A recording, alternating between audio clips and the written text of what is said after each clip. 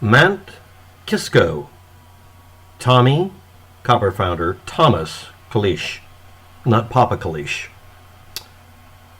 2015 FTC false advertising fine, $1.35 million.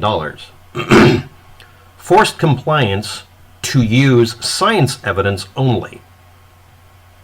That's like making a vampire drink holy water, by the way. They'll choke on it. But forcing compliance with scientism. And all of his customers who bought anything really from 2011 2017 got to have part of a $700,000 cash refund allotment, or depending, join a class action lawsuit. Per item, it was $5 to $10 refund money, or you could request more items from the guy if you wanted to, but or you could be part of a class action lawsuit if there was consequent or further harm.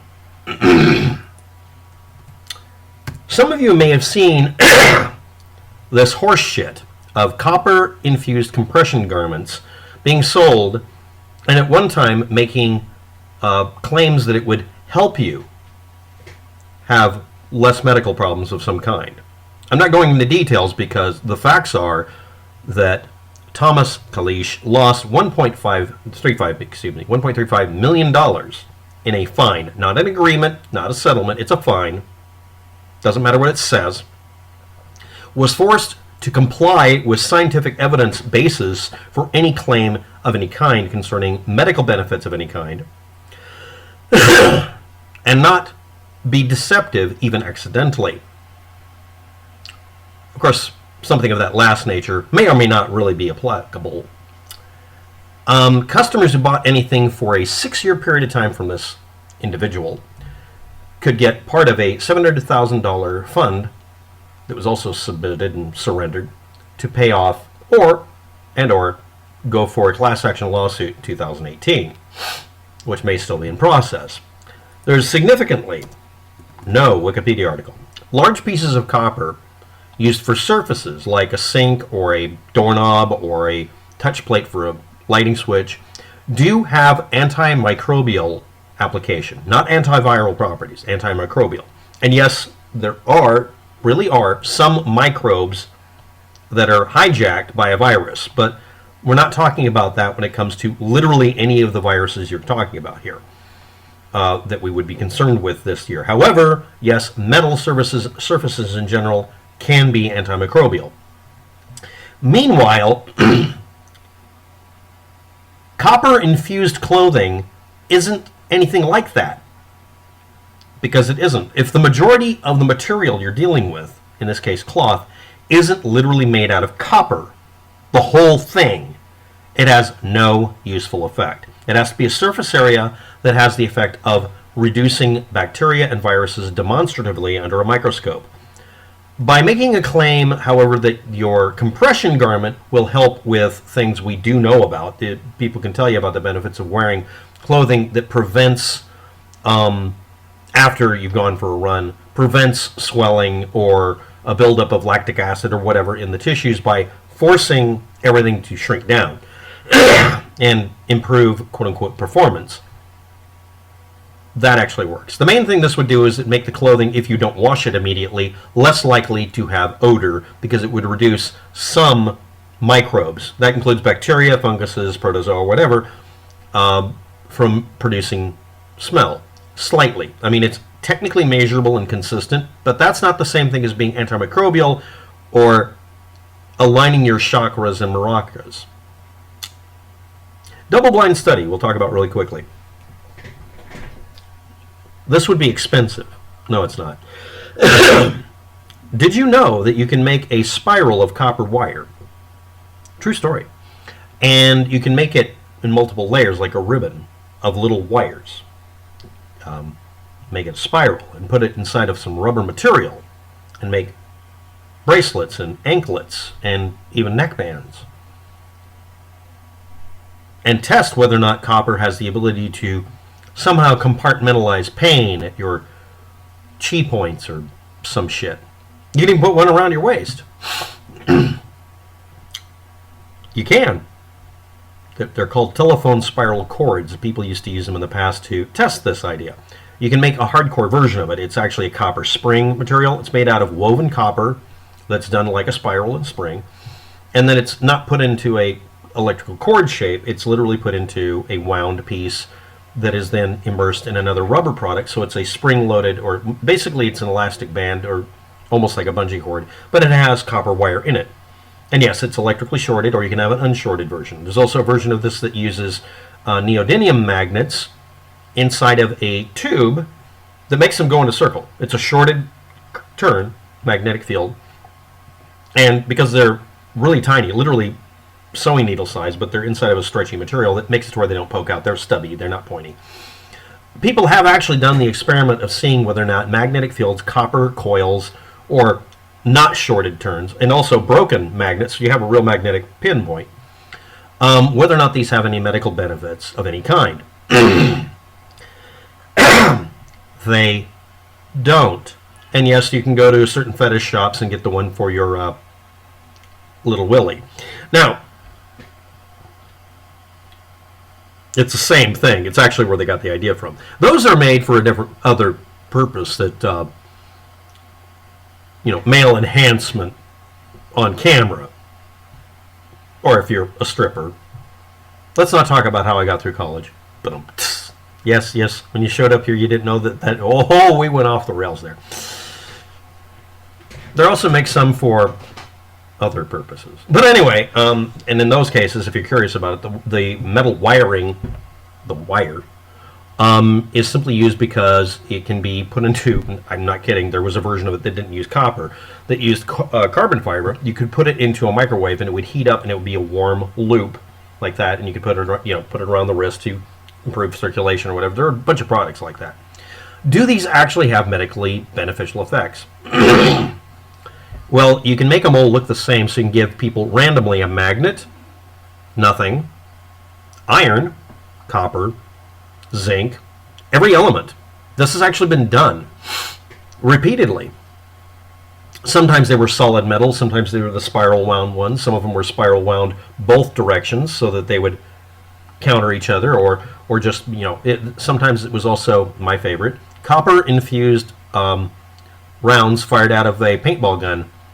It doesn't reduce pain levels, it increases them. They're used for anti-personnel purposes. So you don't kill a person, but you do make them seriously not want to come near you, because suddenly they're like, that wasn't really a paintball. Oh my God, this hurts. Why am I crying out of my eye socket that's suddenly turning the other direction while I'm running convulsively away from it? Copper infused. Copper jacketed, you decide. But yeah, those materials, that you can also buy copper infused rubber. It's slightly conductive. It's used as an electrostatic discharge material. I looked that up recently. I didn't know it was available. And then I wonder if I can make that into a slug. Or maybe just a snail. So anyway, somebody should make something called a snail instead of a shotgun slug. But anyway, yeah, there was a class action lawsuit against him. I don't know what happened with that. He was required to pay his customers back, at least partially, as a refund. He was required to use science-based medicine for any medical claim or anything even vaguely like it. Whatever he's doing right now that you saw even in commercials on CNN and whatever channel, probably not really compliance anymore. I wonder if Thomas Kalish, not Papa Kalish, is in another country or something to avoid any kind of problems. Originally it was in Mount Kisco area, wherever that is. So let's review. Copper on surfaces has the effect of reducing microbes down, yes. But that's because it's a large, flat, clean, chemically active expanse. It's an element that is not friendly to certain life forms. I should also point out that coperic oxide, yes, you can get a cup made of copper. If you expose it to anything that causes it to produce even a tiny amount of oxidized copper, coperic oxide is a laxative. And technically it can be toxic, or have effects that are similar to being toxic. And some people have an allergic reaction to it. It also oxidizes on your skin and rubs off and turns to green crap. If you want to buy these things, you can. Do they actually work for what is insinuated but not overtly said by anybody who's trying not to be taken in by the FTC and the FDA and everybody else? And maybe just get slapped over the head by a debunker like me.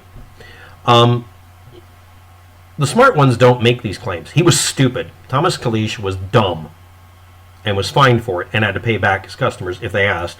And there was at one point a possible class action lawsuit. Do I believe this person is full of shit? Opinion based, I don't know. If you're going to make a medical claim and sell a product, like me saying literally just drinking water, you don't have to buy it from me, just get it from a tap, is safer and more effective than literally every other thing you find out there, unless it's prescribed by a doctor. That is not a medically untrue statement. In fact, it's a medically accurate and proactively approved of statement. There are people on this planet that have a hard enough time getting water that doesn't contain fucking protozoa or oh God, the things that you can get while camping. They have clean water supplies. We have the luxury in the United States, most of us, except for certain places in Detroit. Gee, I wonder if they're the poor areas, where we can get water out of a tap and we don't have to worry about it killing us. And the rules that keep it pure are not applied to literally anything you buy from the store in a bottle, including water. Did you know that? Are you aware of it now? Well, I don't want California regulations requiring that my bottled water actually be safe. I mean, someone's going to say it because stupid. And now we get to this point. Should a person insinuate anything medically valuable about something that doesn't have it? Well, we have Big Placebo, a very large, very, very large string of companies that act like ma and pa companies. They put out products that are alt medicine, aka Big Placebo. They don't have medical effects if they want to avoid hurting you. And they insinuate that they'll help you, and they don't. A double-blind study using these wristbands or ankle bands or neck bands or whatever has been informally produced by people who sold any friendship bracelet. Yeah, I'm not kidding about it. This friendship bracelet, some of you might have read the packaging in the old days. This friendship bracelet may contain any of the following metallic elements in the process of manufacturing it. That's the actual quote. It was sold to children and grown-ups. Perfectly safe. It was the outside of it was hypoallergenic plastic, and they would fit on. Most of you who bought those didn't know that when you bought those bangles or whatever you want to call them, or put on wrist ones, or gorget or something like that, you didn't realize that it was reinforced internally by metals. And the easiest way to do it, to make it safe, was to use a woven, like, aircraft cable kind of thing. And making it out of copper or zinc or aluminum or whatever was acceptable, as long as it was infused with rubber or plastic in the core of it. And then they would strengthen the outside of it if it was stiff. If you bought any of those, including ones that looked like leather, they were sold, and basically people were told, if you have any adverse reactions to this, hypoallergenic, whatever, tell us what went wrong and send it back, and we will give you a full refund. Yeah, aren't you glad you waited? Yeah, this study was done a long time ago.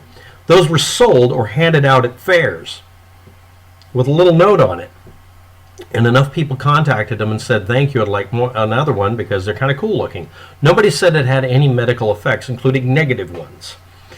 The best you can say is that nobody said it made it worse. None of them, and I mean literally none of them, said that buying the thing made them healthier. And it was never insinuated at all that it would.